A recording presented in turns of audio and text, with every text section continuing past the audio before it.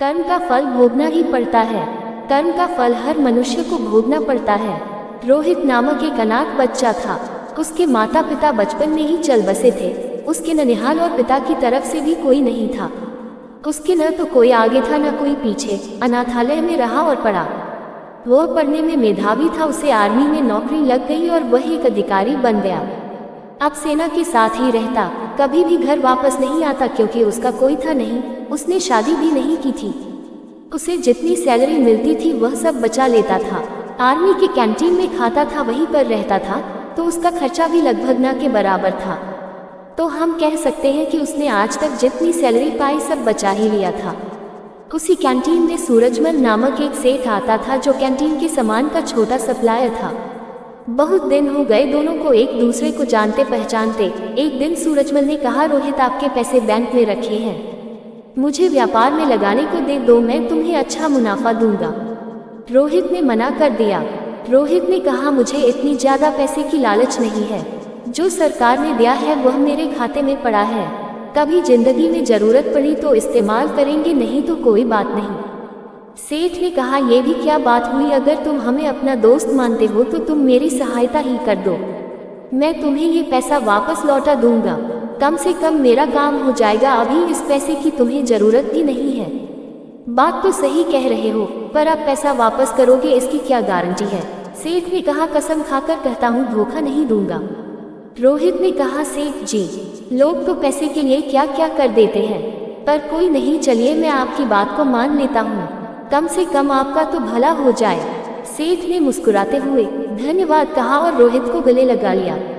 पैसा लेने के बाद सेठ जब भी आता रोहित को बहुत बहुत धन्यवाद देता।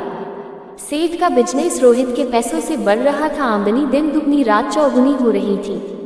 आमदनी बढ़ने के साथ अब सेठ की नीयत में बेईमानी आ चुकी थी। वो अब पैसा ना लौटाना पड़े उसका बहाना ढूंढता रहता।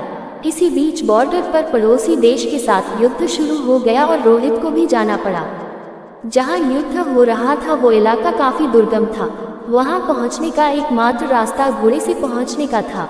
रोहित एक कुशल घुड़सवार था। उसे जो घोड़ी मिली वो बिगयल थी।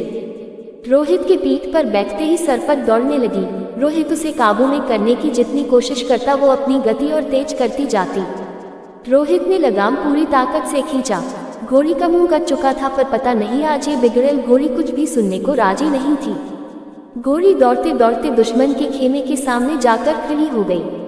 रोहित दुश्मन की गोलियों का शिकार हो गया। सेठ बराबर आर्मी कैंप में जाता था, उसे वहां पता चला कि रोहित युद्ध में वीरगति को प्राप्त हुआ। सेठ ने वहां काफी दुख दिखाया और कैंप से बाहर आते ही खुशी से झूम उठा। अब पैसा वापस नहीं करना होगा। सेठ का व्यापार दिन दोगुनी रात चौगुनी तरक्की कर रहा था।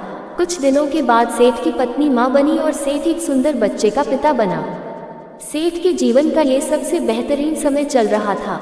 समय बीतते देर नहीं लगती। सेठ का बेटा अमर, जो अब बड़ा हो गया था और अब सेठ के साथ मिलकर व्यापार करता था। अमर विवाह योग्य हो चुका था। अच्छे घर की सुंदर सुशील कन्या देखकर अमर की शादी हो गई। अब सेठ कहता, कुछ दिन की और बात है, अब बेटा व्यापार संभालेगा। मेरी जिंदगी सफल हो गई और क्या चाहिए मुझे। अमर की शादी हुए मुश्किल से 2 महीने हुए थे। अमर सड़क पार कर रहा था, उसे चक्कर आया और गिर गया। लोग उसे उठाकर हॉस्पिटल पहुंचाए। उसके ब्रेन का MRI और अन्य टेस्ट हुए तो पता चला अमर को ब्रेन कैंसर है। सेठ ने डॉक्टरों से कहा, पैसे की चिंता मत करें, आप इलाज करें। डॉक्टर और हॉस्पिटल बदलते गए पर अमर की हालत दिन ब दिन बिगड़ती गई। सेठ अब व्यापार पे ध्यान नहीं दे पा रहा था। उसके कष्ट छूटते जा रहे थे। इस बेटी की क्या गलती, इससे तो सिर्फ 2 महीने पहले शादी हुई थी। साधु ने कहा, ये इसका कर्म फल था। ये पिछले जन्म में वो घोड़ी थी जिसके चलते रोहित की जिंदगी खत्म हुई। आज रोहित ने बदला ले लिया और इसकी जिंदगी नर्क बनाकर चला गया। जीवन में कुछ भी बिना कारण नहीं हो रहा है। हो सकता है बीज आपने बहुत पहले लगाया हो और आप भूल गए हो। वही बीज पेड़ बन जाता है तब हमें पता चलता है। इसलिए आप कैसा बीज लगाते हो हमेशा याद रखो। प्रकृति हिसाब करती है। आप याद रखो न रखो, प्रकृति हमेशा याद रखती है। सेठ निरुत्तर हताश घर की सीढ़ी पर बैठा अपने कर्म को कोस रहा था। हमेशा अपने कर्म पर ध्यान